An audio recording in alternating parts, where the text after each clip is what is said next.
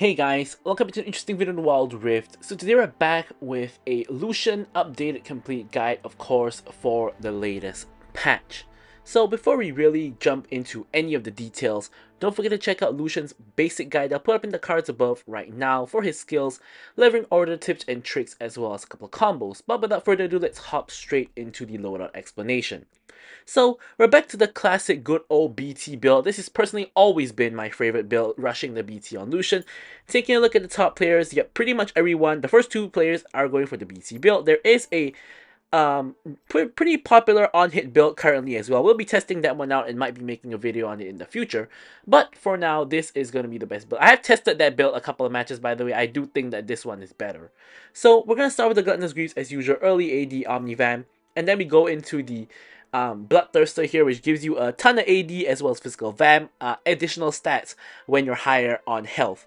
And then for the second item, you really have two choices. You can go for a Blaster for the additional range, or you can go for Charge Blade for the additional damage slash mixed damage, which of course gets a stat whenever you cast an ability and will proc on your next auto, which plays perfectly into Lucian's playstyle of weaving spells in between auto attacks.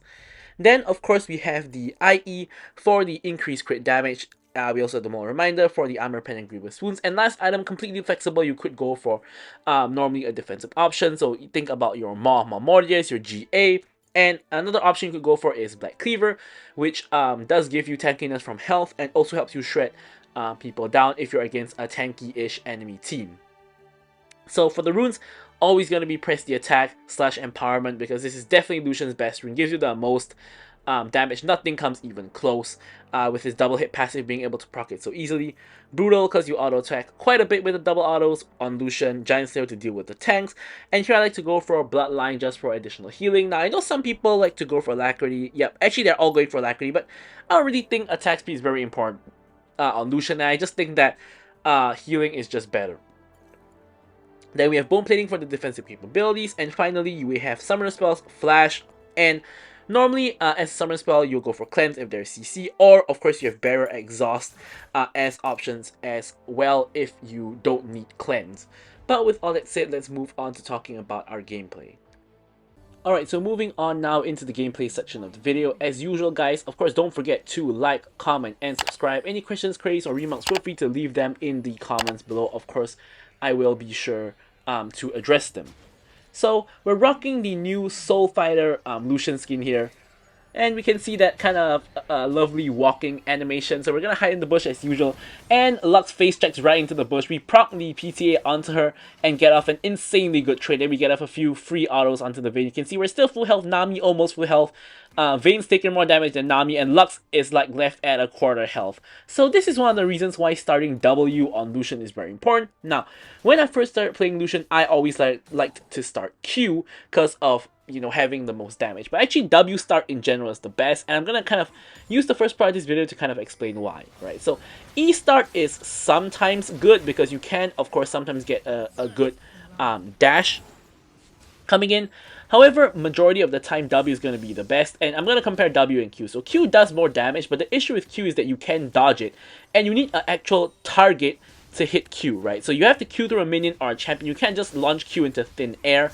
So you do have to, of course, hit someone with it. Whereas with W, you can launch it, without actually having a fixed target, which is very, very helpful. And it gives you the movement speed. So for example, in that situation just now, we did use our W there to hit the Lux, which of course, if we had Q, she may not have been in range. So we hit the W on the Lux, and then we auto her to give us the movement speed to run her down to, number one, dodge her Q, and number two, run her down and promptly PTA and deal a lot of extra damage. So that's why I like to advocate for starting W. Honestly, even Wild Rift, if you turn on the option of recommending the level up, Wild Rift recommends you starting W, which I find it very surprising because most Lucians don't start W. But yes, W start is really, really good.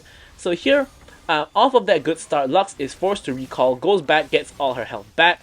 And you can see there, right, Lux dodged the Q, and now I'm in a spot of bother, in a little bit of trouble. Vayne's running me down.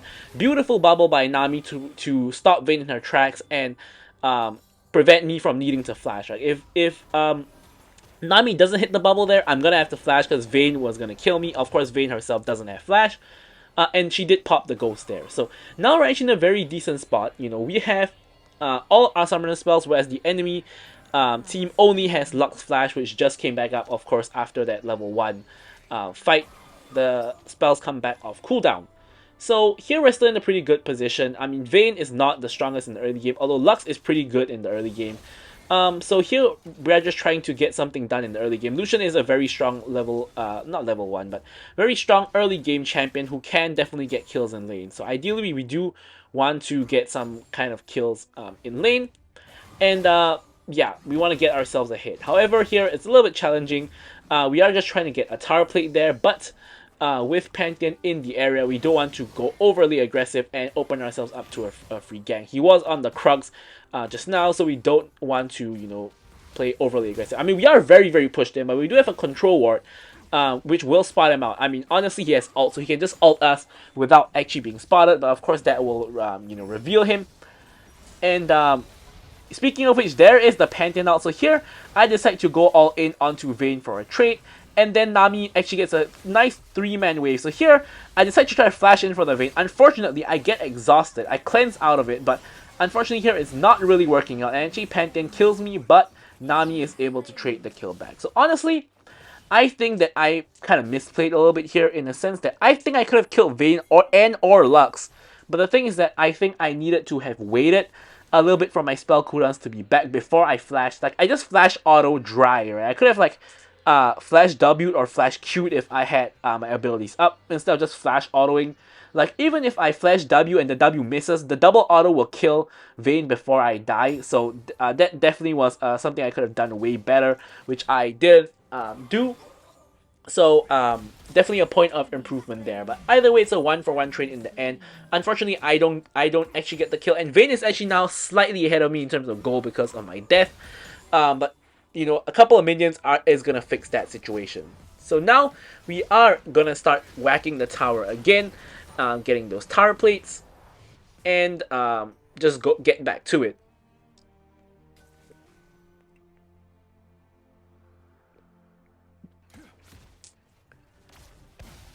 So now Lux back in the lane with the Vayne. They know that Nami has recall, and they're of course looking to punish me. So I'm just gonna back on off here, make sure they don't have any kind of window to punish me.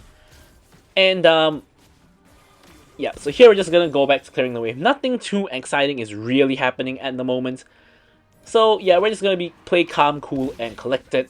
Now one of the best kind of things that I've learned over the years is playing an ADC. Playing ADCs like Lucian, Kalista, or Samira, who are typically very strong in the early game and want to get fed and snowball, is that if you don't actually end up getting fed and snowballing in the early game, you don't want to think that you have to get fed, right? Like last time when I started playing Draven, I kind of had the mindset that I have to get kills in the early game, if not, I'm gonna get outscaled, which is objectively true, especially if you're playing against a scaling champion.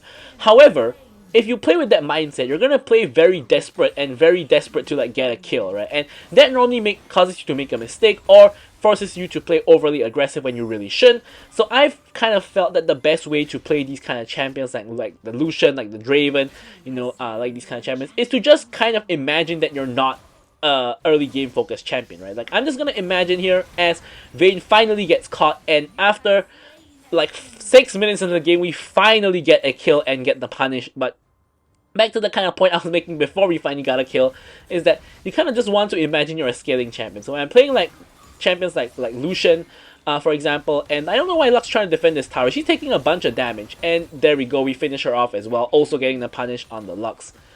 But when you're playing these early game champions that don't scale very much, you kind of want to pretend that you are a scaling champion. Like imagine you are a Jinx, or imagine you're like a you know, a Tristana or something like that. Like you want to imagine that you are a scaling champion, which is gonna make you play more calm, cool, and collected, and make yourself basically play better. And then opportunities will arise where you can get kills, like what you saw just now, right? Vayne played overly aggressive, gets chain CC'd by Nami, and we're able to burst her down and finish the kill. And then similarly, Lux tried to defend the tower 1v2 against Lucian Nami, and you know, you just can't do that. So we're just gonna go in and, you know, blast her into next week, and you know, get on with it. So here Vayne completes the recall. Unfortunately, I was not quite paying attention. I was actually opening the scoreboard there as I was walking the lane. Thankfully, that was not Lux who was gonna full combo me. Instead just a recalling Vayne who I didn't really stop. Now Amumu procs the Herald here. I'm not sure about this Herald because like we're gonna take down this tower already. So this is gonna go all the way to tier 2. So Amumu goes in, gets a huge ult off into a huge MF ult. We have an MF mid by the way, and we're gonna take out everybody here. Triple kill. Herald goes into the tower. We're trying to run down the Victor here with the flash. Unfortunately, he's not. He's gonna be able to escape, and the Herald takes down the tier 2 tower. Now we are going very deep in. Now honestly, I think here we should have backed up. You can see I was trying to back off, but my team isn't backing off, and I kind of get baited by my team to go back in and hit the inhib. So here honestly, I was just trying to look for an opportunity to go in on the low HP Victor, but basically what ends up happening is a huge fight ends up breaking out, and I'm doing quite a good amount of damage to be very honest, but obviously MF in the end does end up going down. And yeah, I mean, definitely we were way overextended there, no questions about that. But I guess you could say in the grand scheme of things, it kind of was okay. Like, we only suffered one casualty, and in fact, we nearly killed Pantheon as well, who only survived because of the Aegis assault that blocks damage. But here, off of all the gold we just got, we're gonna pick up the components for the Slurry Charge Blade. And you can see now there's a huge wave in bot, so I really want to go get that wave, even though my whole team is going mid to fight. Like, this wave is going to be worth more than a kill, right? Look at that gold. So 60 gold, another 60, another 40. So that's like, now this is like 300 gold almost. So that's like about a kill's worth of gold, more or less. And then there's the next wave here as well. So definitely this like couple of waves is giving me more gold than a kill. So sometimes you just want to go for the guaranteed gold, and you don't want to always just go blindly follow your team. Share minion XP and go with them, and also go for those plays that, you know, just those random fights that are fighting over nothing, right? There's no objectives up now, so no real strong incentive to really fight. So that's kind of why I decided to go for the minions instead. Now, Dragon is going to be spawning soon though, and my team is getting into a fight in the top side jungle. I'm trying to run there as fast as I can, but they're super duper far up, you know, into the enemy team. So here Pantheon is ulting. I'm going to have to wait a little bit because I don't want to run straight into his ult. Now I'm here, dashing in onto the Pantheon. We're going to take him out because he's the jungler and the objective is coming up. So he goes down. Now trying to ult down the Vayne. We actually get the ult onto the Vayne, and we are successful in that. Now Lux hits us with the root, but doesn't have any real follow-up to that, so we're not in any big trouble. Now here the inhib is actually really low, so we were trying to force the inhib there, but with Lux and Victor there, it's too risky, because if we get hit by like a Lux root, Victor is going to one-shot us, so we're not going to do that. Instead here we're going to focus the mid lane tower, and we're probably going to be able to get it. There we go, we actually get the mid lane tower. Myself and MF now having to run away, MF picking up the fruit. Flash binding by Lux whiffs, and Victor does hit the E. Now unfortunately MF is kind of caught here. I tried to dash in to trade a little bit. I'm gonna have to flash away now. I get stunned into the wall. Veil comes in, and enemy's not able to finish the kill on me. Now I'm trying to maintain my distance, waiting for my ult 3 seconds away from coming up, see if I can help out. But the fight kind of goes away from me, and I'm not going to put myself in you know, danger at that kind of low HP. So instead I'm just gonna back off and go back to farming. My team has it covered. And only Poppy and Lux are left alive, so with, you know, it's all good. We did get the dragon there as well, and once again this bot wave has pushed all the way in. Pretty stacked wave. I mean, I guess because somebody took the Scorpion, right, and the Scorpion pushes in pretty quickly. So here we get all of these juicy minions into the Krugs. Yeah, so lots of farm for me here. You can see, looking at the farm, I have the most farm in the game. Yeah, MF is really close though. But yeah, so we get a ton of farm. We're gonna pick up the IE components and restore our mana.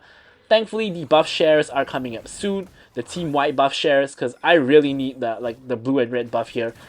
Speaking of that, I'm just gonna quickly farm up red buff. Unfortunately, I could have waited like a little bit to get the 12-minute buff share, but I was a little bit impatient with it. Now here, I don't think we can kill Poppy because she's tanky, but I just want to get a little bit of a chunk on her. But, you know, whenever I want to do these kind of things, I end up baiting my team. Right? Look at MF, she's on this weird flank for the Poppy, and she's now stuck behind a wall with Pantheon there, and Pantheon's not catching her out, Poppy's not catching her out, and she's just getting completely one-shot.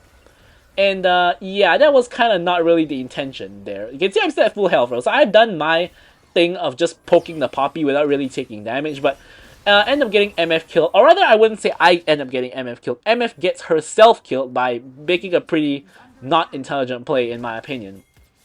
So here, Amumu is starting off the Baron, and Amumu is one of those champions that can solo Baron if given enough time. Seeing as Lux and Pantheon are in the top lane together with Vayne dealing with Gnar, I'm going to quickly rotate over to the objective as well, and we're going to finish off the objective double quick time, and we get a free Baron. Not really free, I guess, because MF and Gnar did end up dying, but we do get a Baron that we probably shouldn't be getting, right? Because the entire enemy team is alive, and we have 2 people dead, but we end up getting Baron anyway. So, that's definitely a huge win for us right there.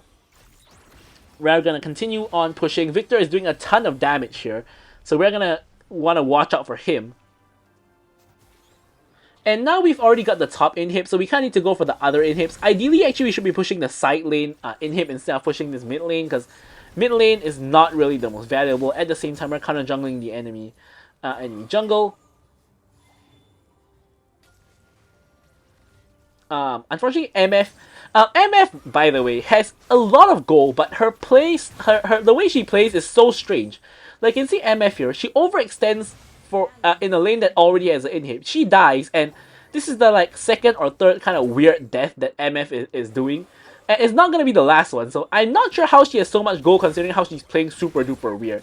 Speaking of super duper weird, in goes the Amumu into the entire enemy team, by the way, because you can see, they all can see him taking the Hex Gate. He dies before myself and Nami can reach there, and now they're chasing for me and Nami. Nami gets ulted, gets pushed by Poppy, gets ulted by Poppy.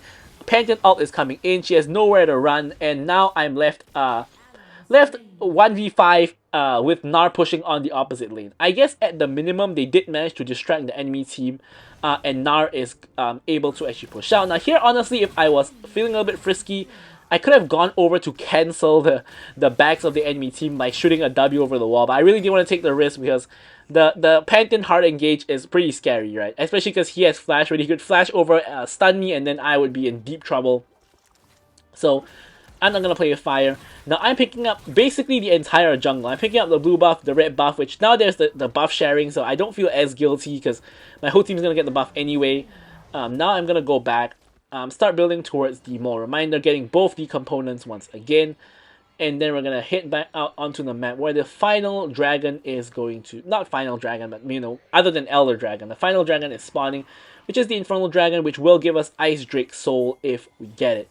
So, of course, you guys have been waiting for the moment, seeing the title, and the moment is here. So, here we use the E to dodge.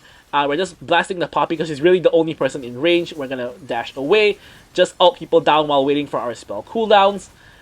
Getting rid of the Poppy. Here, Vayne gets caught, Vayne dies, huge Gnar ult onto 2 people, gets the Pantheon killed, flashing forward for the Lux kill. We're on the Quadra, we're going to cleanse over the Victor force field so we don't get stunned. And now here, Gnar kind of just ditches me to 1v1 the fed Victor, because I was pinging for Penta and he just ditched me completely, but we do get the Penta, nearly dying for it, but we survive, and at this point, the game is over. We have a wave in top, and we can end the game. But I think Gnar could have helped me out a little bit, but gave me the last hit. But, you know, it all works out in the end. We still get the pentakill, we still survive, and we still win the game. So I'm going to leave you guys with the stats as usual. Thank you guys so much for watching the video, and goodbye. Victory!